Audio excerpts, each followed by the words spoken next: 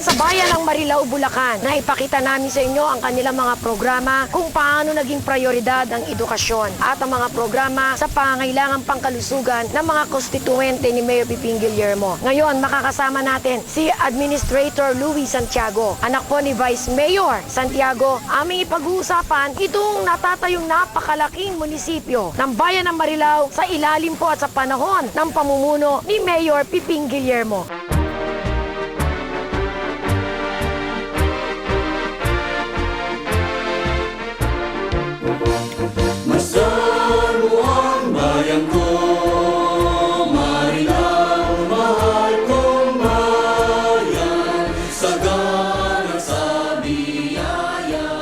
Mapalad tayong maging bahagi ng isang bayan kung saan matingkad ang pagkakaisa ng pamahalaan at ng mamamayan. Ang dakilang bayan na bagaman maliit lamang at payak ay biniyayaan ng poong may kapal ng kaunlaran at katiwasayan. Sa bawat hamon at tagumpay, sa mga pagsubok at pagbangon, pinatunayan nating walang imposible sa isang bayang may mamamayang nagkakaisa at may pagmamahal sa Diyos. Samahan ninyo kaming saksiyan ang pagtupad natin sa adikhaing paglingkod ng ganap mamamayan ng Marilao. Ngayon sa bahaging ito, nasa bayan kami ng Marilao, Bulacan. Kasama ko po si Administrator Louie Santiago ng Marilao, Bulacan. Alamin po natin sa kanya sa pangalan ni Mayor Piping. Napakaganda at napakalawak ng lupa aming nakunan. Natatayuan po ng bagong munisipyo, Admin. Good evening po. Good evening, Ma'am Rose, at sa iyong mga masugid na tagamasid ng Gabay at Aksyon. Tama po ang inyong nakita doon sa may barangay ng Patubig.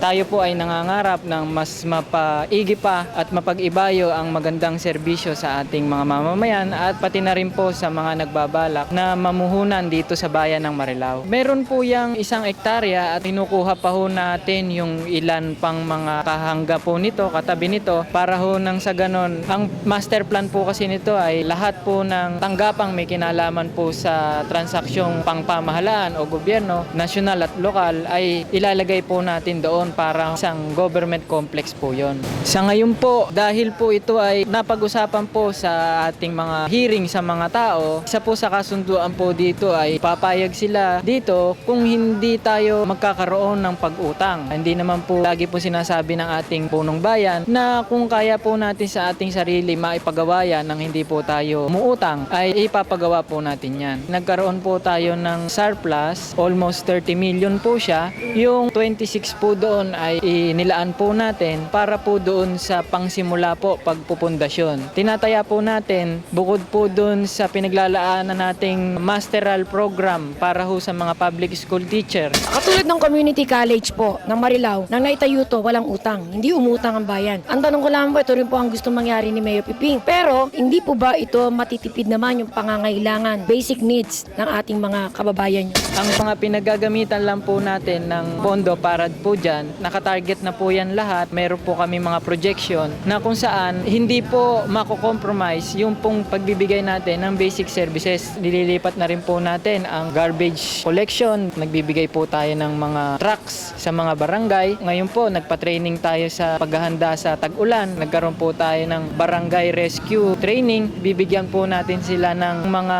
first aid kit at para ho sa barangay pa lang, malalapatan na ng agarang lunas. Mag-host ang ating tanggapan. Magpapamigay po tayo ng mga stretcher, splinting material at saka po yung first aid kit na may gamot at saka mga gasa, kompleto po yan. Katunayan po, idinaos din po natin ang job fair. Sa ngayon po, pinag-aaralan na rin na magkaroon po tayo ng dialysis center. Nung nakaraang buwan po, ibinuksan po ang ating bagong health center sa Barangay Santa Rosa 2. Malapit na rin po buksan ang health center sa may bandang Patubig. Matatapos na rin po ang nirepair nating dike sa Poblasyon 2 para ho dun sa kahandaan sa pagdating ng tag-ulan. Binigyan po natin ng 100 public school teacher na pagkakataon na libre na makapag-masteral po. Para tumaas ang antas ng quality ng education dito po sa atin, ay kailangan pamuhunanan po natin ang mga public school teacher. Sa atin pong mga masugid na taga-panood ng Gabay at Aksyon dito po sa bayan ng Marilao, lalo na sa ating mga kababayan sa Marilao, ikalawang taon na po ng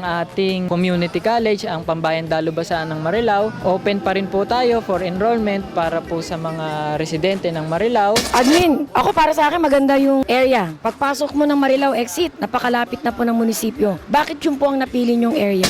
Siyam na barangay po ang kahati noong barangay na yon, kaya po na mailalagay po natin siya doon ay nasa sentro po ang magiging pamahalaang bayan ng Marilao. Ang pinaplano rin po namin pag nakalipat na po ang national dito sa kabilang side po na ito ay paunlarin po natin ang komersyo dito sa ating bayan. Ito pong ating public market ay pasisiglahin po natin ito kasi luluwag na po tayo. Maraming mga stall na pwede nating buksan. Yun napakinggan si Administrator Luis Santiago. Sabi nga nila kaagapay ni Mayor sa papagtakbo ng bayan ng Marilao. Sabi nga, kahit last term to ni Mayor, napakarami pang plano at marami pang gustong programa na palawakin si Mayor Piping Guillermo tulad sa edukasyon at ang bagong munisipyo na dati-rati lahat naman ito ay wala at may kakulangan. Sana po, tangkilikin po natin ang lahat ng mga kasama ni Mayor Piping Guillermo sa larangan po ng serbisyo na naging dalisay po at tapat sa taong bayan.